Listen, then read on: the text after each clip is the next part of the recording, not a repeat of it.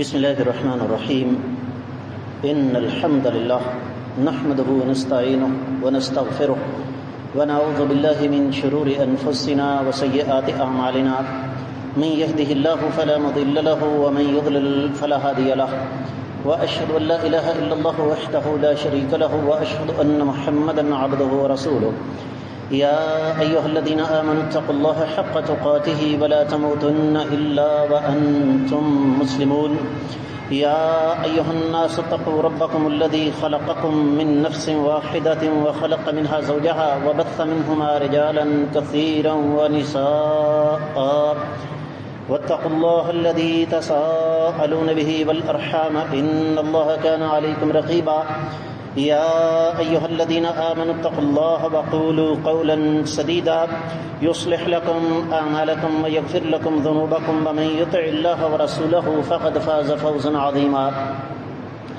أما بعد فإن خير الحديث كتاب الله وخير الهدي هدي محمد صلى الله عليه وسلم وشر الأمور محدثاتها وكل محدثة بدعة وكل بدعة ضلالة وكل ضلالة في النار.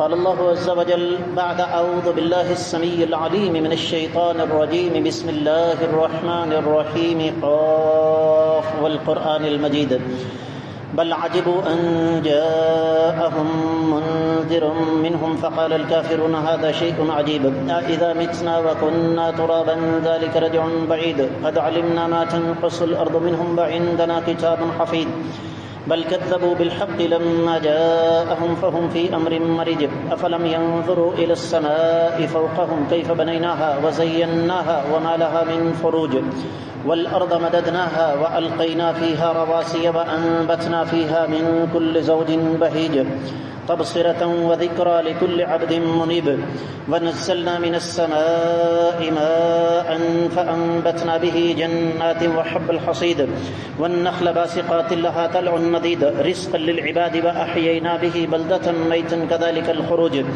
كذبت قبلهم قوم نوح وأصحاب الرس وثمود وعاد وفرعون وإخوان لوط وأصحاب الأيكة وقوم تبع كل كذب الرسل فحق وعيد أفعينا بالخلق الأول بل هم في لبس من خلق جديد ولقد خلقنا الإنسان ونعلم ما توسوس به نفسه ونحن أقرب إليه من حبل الوريد إذ يتلقى المتلقيان عن اليمين وعن الشمال قعيد ما يلفظ من قول إلا لديه رقيب عتيد وجاءت سكرة الموت بالحق ذلك ما كنت منه تحيد ونفخ في الصور ذلك يوم الوعيد وجاءت كل نفس معها سائق وشهيد لقد كنت في غفلة من هذا فكشفنا عنك غطاءك فبصرك اليوم حديد وقال قرينه هذا ما لدي عتيد ألقيا في جهنم كل كفار عنيد مناع للخير معتد مريب الذي جعل مع الله إلها آخر فألقياه في العذاب الشديد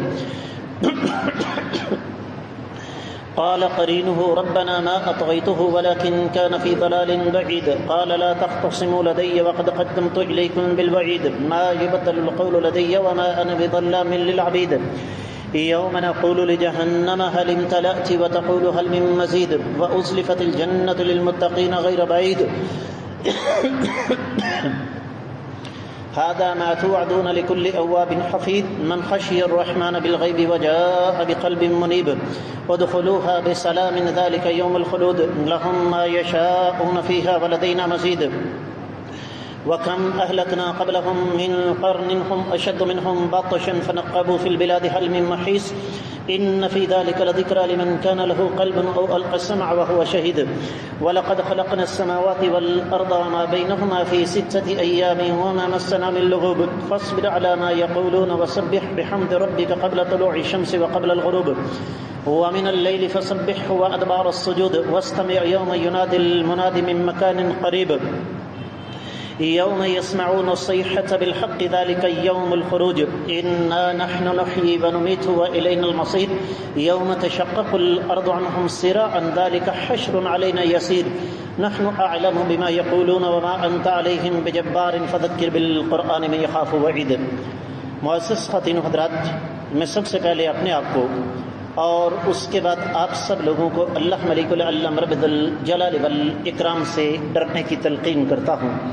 اور جو انسان اللہ ملک العلم رب الجلال والاکرام سے ڈر جاتا ہے، اللہ ملک العلم رب الجلال والاکرام اس پر جو نعمتیں نازل فرماتے ہیں ان میں سے ایک یہ بھی ہے کہ اللہ تعالی اس انسان کو حلال اور حرام کی تمیز عطا فرماتے ہیں، اور اس کے بعد وہ حرام سے بچتا ہے، حلال کی کوشش کرتا ہے۔ یہ جملے میں نے آپ کی خدمت میں اس لیے پیش کیے کہ رب کائنات کا فضل و احسان آج 7 ربیع الاول 1448 ہجری، دوسری طرف 21 اگست 2026 عیسوی ہے، اور ہمارا آج کا موضوع حرام کمانے کے کچھ طریقے اور ان کے انفرادی اور اجتماعی نقصانات ہیں۔ آگے بڑھنے سے قبل میں ایک بنیادی اور اساسی بات آپ کو بتانا چاہتا ہوں، اور وہ ایک سوال ہے۔ استاد جی، ساری دنیا حرام کھاتی رہے، اللہ کا کوئی نقصان ہے؟ اور اگر ساری دنیا حلال کھائے، اللہ کا کوئی فائدہ ہے؟ یہ رب کائنات کی شان رحیمی ہے، بات نوٹ کیجئے۔ اللہ تعالیٰ کا یہ خاص فضل اور کرم ہے کہ رب کائنات نے مجھے آپ کو صرف عبادات تک نہیں رکھا، بلکہ معاملات میں اس قدر سختی فرمائی، جس طرح کہ ابھی ہم آگے جا کے اس بات کو جاننے کی کوشش کریں گے کہ حرام کے بارے میں شدت بہت زیادہ ہے۔ مثال کے طور پر قرآن کہتا ہے یا ایھا الناس، اے لوگو، دوسرا پارہ ہے، سورۃ البقرہ ہے، اے لوگو، کلوا مما فی الارض حلالا طیبا، زمین میں جو کچھ بھی ہے اسے کھاؤ، شرط یہ ہے کہ وہ حلال اور پاک ہو۔ تمام لوگوں کو مخاطب کر کے رب کائنات نے فرمایا۔ حدیث مبارکہ ہے، نبی رحمت صلی اللہ علیہ وآلہ وسلم نے ارشاد فرمایا، لن يتحرك قدم ابن آدم عند ربه حتى يسأل عن 4، آدم کے بیٹے کے قدم تب تک رب کائنات کی بارگاہ سے حرکت نہیں کر سکیں گے جب تک 4 چیزوں کا جواب نہیں دے لیتا، اور ان میں سے ایک مال ہے، اس کے بارے میں ایک سوال نہیں ہوگا بلکہ 2 سوال ہوں گے۔ سب سے پہلے کمایا کہاں سے، حلال یا حرام، اور دوسرا سوال یہ ہوگا کہ خرچ کہاں کیا۔ اور پھر یہیں پہ بات نہیں، رب کائنات نے انبیاء علیہم الصلاۃ والسلام کو حکم دیا، یا ایھا الرسل کلوا من طیبات واعملوا صالحا انی بما تعملون علیم، اے رسولو، زمین میں جو کچھ ہے، جو پاکیزہ چیزیں ہیں، ان میں سے کھاؤ اور نیک اعمال سر انجام دو، جو تم عمل کرتے ہو میں ان کو اچھی طرح جاننے والا ہوں۔ اور پھر صحیح مسلم کی حدیث مبارکہ ہے، نبی رحمت صلی اللہ علیہ وسلم نے ارشاد فرمایا، ایک شخص لمبا سفر کر کے آتا ہے، سر میں مٹی پڑی ہوئی، حال برا، بیت اللہ پہنچتا ہے، حجر اسود کے سامنے کھڑے ہو کر دعا کرتا ہے اور اللہ سے مدد مانگتا ہے۔ فرمایا وَمَطْعَمُهُ حَرَامٌ وَمَشْرَبُهُ حَرَامٌ وَمَلْبَسُهُ حَرَامٌ وَغُذِّيَ بِالْحَرَامِ فَأَنَّى يُسْتَجَابُ ذَلِكَ، جب اس کا کھانا، اس کا پینا، اس کا لباس، اس کی خوراک سب کچھ حرام ہے تو اس کی دعا کیسے قبول ہو سکتی ہے؟ تو میں آج جو کچھ آپ کی خدمت میں عرض کروں گا، میں جمعے کے بعد یہاں بیٹھا ہوں، آپ ان میں سے کسی بھی بات کے بارے میں مجھ سے پوچھ سکتے ہیں کہ یہ کمائی کا سلسلہ شریعت نے حرام کیوں قرار دیا، میں قرآن و حدیث کے دلائل سے ہٹ کر عقلی طور پر آپ کو بتاؤں گا کہ یہ چیز اگر شریعت نے حرام کی ہے تو کیوں کی گئی۔ آئیے براہ راست اپنے موضوع کی طرف آتے ہیں۔ سب سے پہلے شریعت نے جس چیز کو حرام قرار دیا وہ سود ہے۔ ایک اصول آپ کو سمجھانے جا رہا ہوں، بڑی قیمتی بات ہے، کوئی مولوی آپ کو نہیں بتائے گا۔ شریعت نے ہر اس چیز کو حرام قرار دیا، ہر اس کاروبار کو حرام قرار دیا۔ عثمان سامنے ہو گئے، بیٹھو بیٹا، ادھر ہو جاؤ۔ شریعت نے ہر اس چیز کو حرام کیا ہے، ہر اس کاروبار کو جس میں ایک یا چند لوگوں کا فائدہ ہو اور پورے معاشرے کا نقصان ہو۔ ساری دنیا سود کھاتی رہے، اللہ کا کوئی نقصان ہے جی؟ لیکن سود کے نتیجے میں ایک یا چند افراد کا فائدہ ہوتا ہے، پورے معاشرے کا نقصان ہوتا ہے۔ اور ایک اور اصول آپ کو سمجھا دوں، شریعت کا اصول یہ ہے کہ سرمایے کا رخ اوپر سے نیچے کی طرف ہو، امیر سے غریب کی طرف ہو۔ کیوں؟ جب امیر سے سرمایہ غریب کی طرف جائے گا، غریب کی غربت دور ہوگی، وہ اللہ تعالیٰ سے امیر کے حق میں دعا کرے گا، اس سے رب کائنات اس کے کاروبار میں مزید برکت عطا فرمائے گا۔ سود کی حرمت کی دو بڑی وجہ ہیں۔ پہلی وجہ میں آپ کو بتا چکا ہوں کہ ایک یا چند افراد کا فائدہ ہوتا ہے، باقی سارے معاشرے کا نقصان ہوتا ہے۔ لمبی چوڑی تفصیلات کی ضرورت نہیں، میرے آپ کے ارد گرد کئی لوگ سود کے چکر میں پھنسے، آسمان سے سر کے بل زمین پر گرے اور گھر، کھیتی، مویشی، جائیداد، ہر چیز بیچ دی، لیکن سود سے جان نہیں چھوٹ سکی۔ یہ میں اور آپ اچھی طرح جانتے ہیں۔ قرآن کہتا ہے یمحق اللہ الربا ویربی الصدقات، اللہ تعالیٰ سود کو مٹاتے ہیں اور صدقات کی وجہ سے برکتیں عطا فرماتے ہیں۔ سورۃ البقرہ کی 276ویں آیت مبارکہ ہے۔ اور پھر دنیا کا کوئی گناہ ایسا نہیں جسے اللہ نے اپنے اور اپنے رسول صلی اللہ علیہ وسلم کے خلاف جنگ قرار دیا ہو۔ اللہ کو اپنی مخلوق کے ساتھ اتنی محبت ہے، فرمایا جو شخص سود نہیں چھوڑ سکتا فَإِن لَّمْ تَفْعَلُوا فَأْذَنُوا بِحَرْبٍ مِّنَ اللَّهِ وَرَسُولِهِ، جو سود نہیں چھوڑتا وہ اللہ اور اس کے رسول کے خلاف جنگ کرنے کے لیے تیار ہو جائے۔ سورۃ البقرہ کی 279ویں آیت مبارکہ۔ اور پھر اللہ کے رسول صلی اللہ علیہ وآلہ وسلم کی دو حدیثیں یہاں پیش کر کے آگے بڑھاؤں گا بات کو۔ فرمایا، حدیث کے الفاظ لعن رسول اللہ صلی اللہ علیہ وسلم آکل الربا و موکلہ و کاتبہ و شاہدیہ وقال ہم سواء۔ نبی کریم صلی اللہ علیہ وسلم نے سود کھانے والے، کھلانے والے، لکھنے والے، لکھوانے والے اور اس پر گواہی دینے والے سب پر لعنت فرمائی ہے، اور فرمایا یہ سارے کے سارے برابر ہیں۔ اور دوسری حدیث نبی کریم صلی اللہ علیہ وآلہ وسلم نے ارشاد فرمایا کہ سود کے 70 دروازے ہیں، یعنی درجات۔ گناہ کتنا ہے سود کا؟ 70 قسم کے گناہ ہیں سود کے نتیجے میں۔ تو فرمایا ان میں سب سے ہلکا یہ ہے کہ ایک آدمی اپنی سگی ماں کے ساتھ منہ کالا کرے۔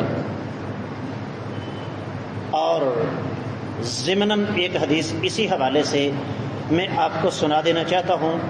فرمایا کہ مجھے اسراء کی رات، معراج والی رات، کچھ لوگ دکھائے گئے، ان کے پیٹ اتنے بڑے تھے جس طرح لوگوں کے رہنے کے مکانات ہوتے ہیں، اور میں نے دیکھا کہ ان کے پیٹوں سے خوفناک لمبے لمبے سانپ نکل رہے ہیں۔ میں نے پوچھا یہ کون لوگ ہیں؟ فرمایا یہ سود کھانے والے لوگ ہیں، مرنے کے بعد قبر میں رب کائنات ان کے ساتھ یہ سلوک کر رہے ہیں، قیامت تک ان کے ساتھ یہی ہوتا رہے گا۔ تو پہلی قسم سود، حرام کی پہلی قسم۔ دوسری قسم کیا ہے؟ جھوٹی قسم کھا کے کسی کے ساتھ سودے بازی کرنا۔ سنن نسائی، صحیح مسلم وغیرہ میں حدیث موجود ہے، نبی کریم صلی اللہ علیہ وسلم نے ارشاد فرمایا، جس شخص نے جھوٹی قسم کھا کر کسی کا مال ہڑپ کر لیا، رب کائنات نے اس پر جنت حرام کر دی، جہنم واجب کر دی۔ صحابی نے پوچھا، آقا اگر وہ بے شک چھوٹی سی چیز کیوں نہ ہو؟ فرمایا ایک جوتے کا تسمہ بھی ہو، وہ بھی اگر کسی نے جھوٹی قسم کھا کے کسی سے لیا ہے تو اس کا حشر نشر بھی یہی ہوگا۔ اور آج معمولی باتوں پر ہم قسم اٹھا لیتے ہیں۔ یاد رکھیے، بعض روایات میں آتا ہے کہ اس سے مراد جوتے کا تسمہ نہیں، اس سے مراد مسواک جتنی لکڑی ہے۔ تو اگر مسواک جتنی لکڑی بندہ جھوٹی قسم کھا کے قبضے میں لے لے تو وہ دائمی طور پر جہنمی ہے۔ تو جس نے زمینوں کی زمینیں، چھپڑوں کے چھپڑ، ایکڑوں کے ایکڑ جھوٹی قسمیں کھا کے قبضے میں لے لیں، اس کا حشر کیا ہوگا؟ لہذا ہمیں اللہ تعالیٰ سے ڈرنا چاہیے۔ اس طرح باقاعدہ امام بخاری رحمۃ اللہ علیہ نے اپنی صحیح میں ایک باب باندھا ہے، باب الیمین الغموس، جھوٹی قسم کھا کر کسی کا مال ہڑپ کرنا۔ اور پھر صحیح مسلم کی حدیث ہے، نبی علیہ الصلوۃ والسلام نے ارشاد فرمایا، جس نے اپنے بھائی کی ایک بلشت زمین، میرا ساتھ دیجیے گا، کتنی زمین بھائی صاحب؟ ایک بالشت، جسے پنجابی میں کیا کہتے ہیں؟ گیٹھ۔ مرلہ نہیں، کنال نہیں، بیگھا نہیں، ایکڑ نہیں، فٹ بھی نہیں، صرف ایک بالشت، استاد جی 5-6 انچ لمبی ہوگی۔ جس نے اتنی زمین کسی کی ناجائز ہتھیا لی، قیامت والے دن 7 زمینوں کا طوق بنا کے اس کے گلے میں ڈالا جائے گا۔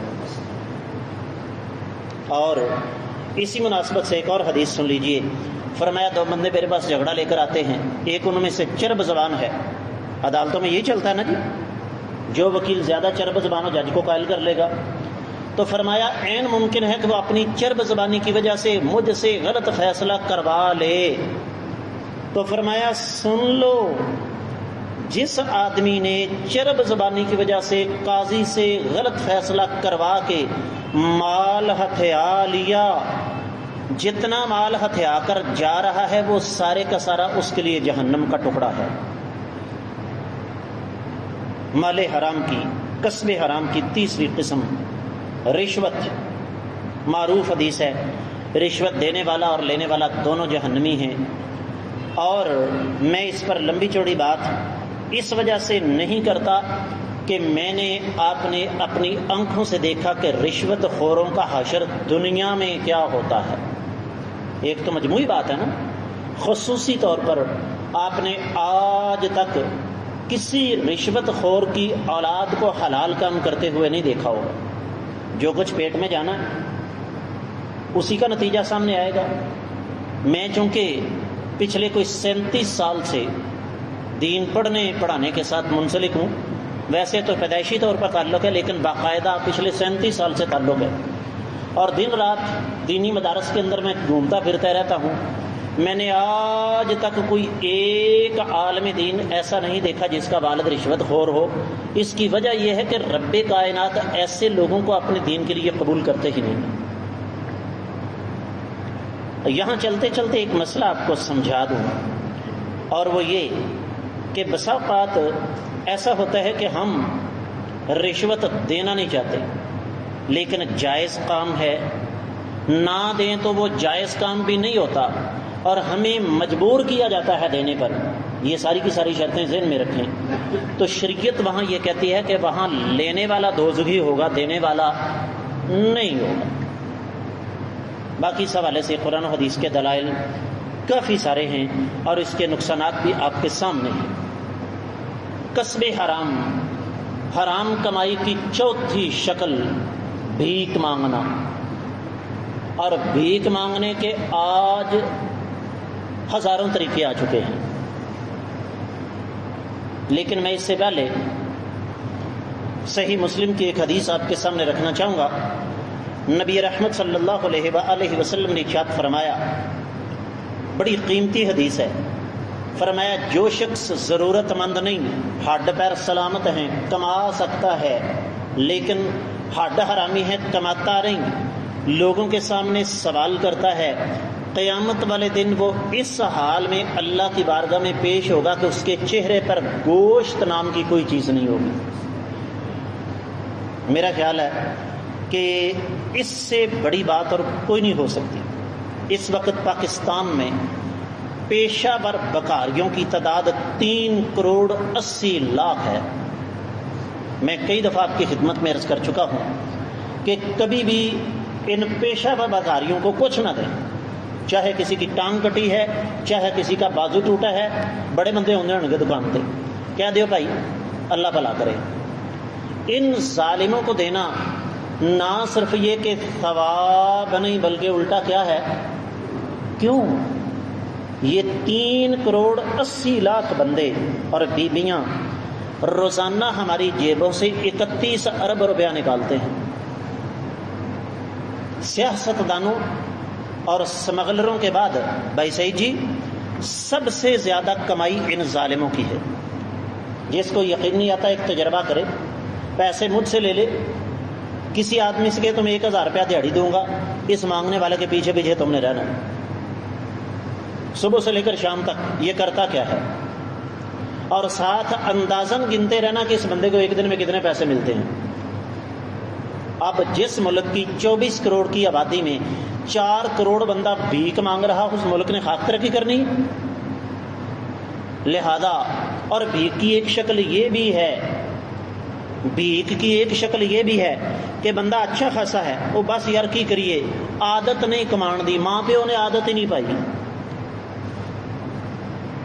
یاد ہوگا آپ کو میں نے ایک جمعہ پڑھایا تھا اس موضوع پر کہ اصلی چودھری کسے کہتے ہیں، تو ہمارے ہاں چودھری کون ہے؟ جہاں سیٹاں کبھی کسی کو مانگ کے پیے، دکان تے گیا ایزی لوڈ کرایا 100 روپیہ 200 روپیہ، بعد جا کے اللہ دی قسم میری تلاشی لالا میرے کو روپیہ بھی نہیں ہے کوئی۔ یہ بھی بھیک کی ایک شکل ہے۔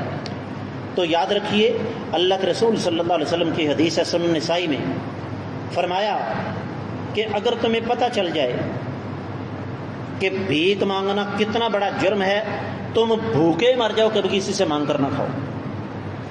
اصلی لوگ کون ہیں اس کے بارے میں بھی شریعت بتاتی ہے۔ سورۃ البقرہ 273ویں آیت مبارکہ، فرمایا یحسبهم الجاہل اغنیاء من التعفف تعرفهم بسیماهم لا يسألون الناس الحافا، کہ تم اصلی حقدار لوگوں کو چہروں سے پہچانو گے، چمٹ کر وہ کسی سے سوال نہیں کرتے، اور مالدار لوگ یہ سمجھتے ہیں یہ تو اچھا خاصا کھاتا پیتا ہے۔